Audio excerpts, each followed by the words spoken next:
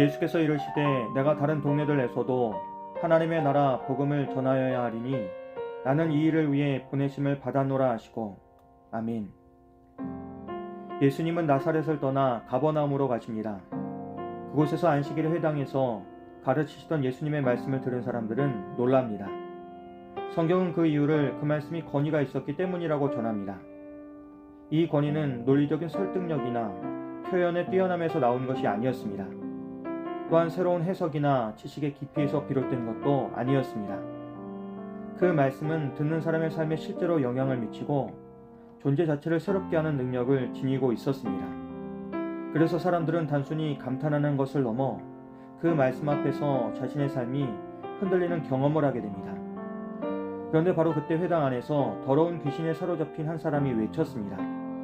그는 예수님을 향해 당신은 하나님의 거룩한 자라고 말합니다. 이 고백은 틀린 말이 아니었습니다. 오히려 매우 정확한 표현입니다. 그러나 그 고백이 그를 자유롭게 하지는 못했습니다. 그는 예수님이 누구신지 알고 있었지만 여전히 묶여 있었고 그 알은 그의 상태를 바꾸지 못했습니다. 이것은 우리에게도 중요한 사실을 보여줍니다. 예수님을 아는 것과 그분의 권위 아래 살아가는 것은 다른 문제라는 것입니다. 예수님은 그 사람을 향해 잠잠하라, 그 사람에게서 나오라고 꾸짖으십니다. 그 순간 그를 붙들고 있던 힘이 끊어지고 그는 자유롭게 됩니다. 그렇게 예수님의 말씀은 실제로 묶인 것을 풀어냈습니다. 그 말씀 앞에서는 어떤 억압도, 어떤 결박도 더 이상 힘을 유지할 수 없었습니다. 그리고 이후에 예수님은 회당을 떠나 시몬의 집으로 들어가십니다. 그곳에는 열병으로 누워있는 여인이 있었습니다. 예수님이 그 곁에 서서 병을 꾸짖으시자 그 병은 즉시 떠나갑니다. 그리고 성경 그녀가 곧 일어나 그들을 섬겼다고 기록합니다. 그리고 해가 지자 사람들은 더 많은 이들을 예수님께 데리고 옵니다. 그들은 각종 질병과 고통 속에 살아가던 사람들이었습니다. 예수님은 그 한 사람 한 사람에게 손을 얹으시며 고쳐주십니다. 그 가운데 귀신들도 나오며 예수님을 향해 당신은 하나님의 아들이라고 외칩니다.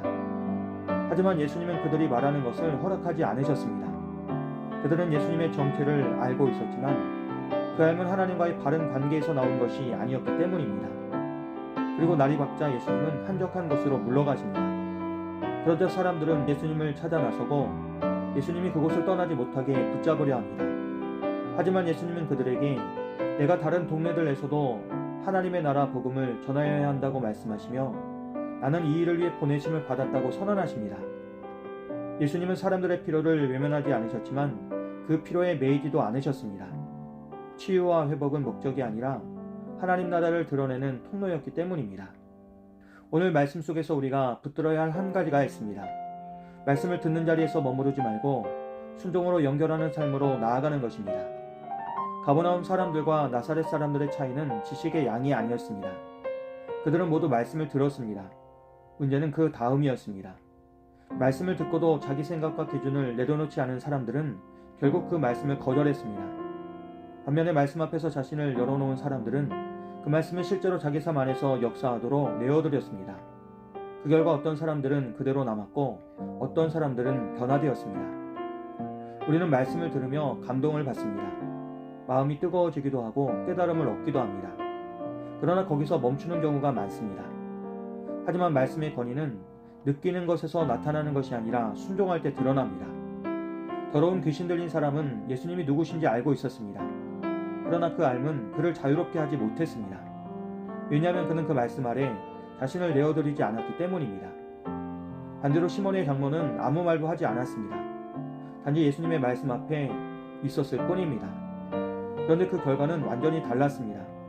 그녀는 일어났고 삶의 방향이 바뀌었습니다. 그리고 그녀는 섬김으로 나아가는 사람이 되었습니다. 말씀을 많이 아는 것이 중요한 것이 아닙니다. 많이 듣는 것도 핵심이 아닙니다. 그것이 실제 삶으로 이어지는 것이 더 중요합니다. 만약에 말씀을 통해 용서하라는 말씀을 들었다면 그날 한 사람에게라도 먼저 마음을 열어보는 것입니다. 기도하라는 마음이 들었다면 짧은 시간이라도 실제로 하나님 앞에 무릎을 꿇는 것입니다. 섬기라는 감동이 왔다면 누군가를 위해 작은 행동 하나를 실천해 보는 것입니다.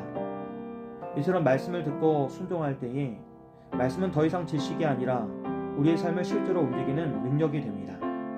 예수님의 말씀은 지금도 동일합니다. 그 말씀은 단순히 이해를 요구하는 말씀이 아니라 우리의 삶을 변화시키기를 원하시는 하나님의 말씀입니다. 그래서 우리는 스스로에게 물어야 합니다.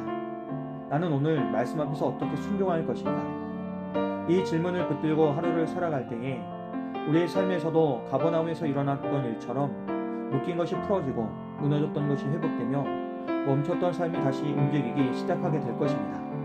그리고 그 변화는 결국 하나님의 나라를 드러내는 삶으로 이어지게 될 것입니다. 오늘도 들은 말씀에 순종하며 하나님 나라를 드러내는 우리의 삶이 되기를 주님의 이름으로 기도합니다. 좋으신 하나님, 우리가 말씀을 듣는 데서 멈추지 않고 삶으로 살아낼 수 있게 도와주시옵소서. 그렇게 우리에게 주신 은혜가 우리를 통해 다시 세상으로 흘러갈 수 있도록 성령님 우리와 함께 해 주시옵소서. 예수님의 이름으로 기도합니다. 아멘.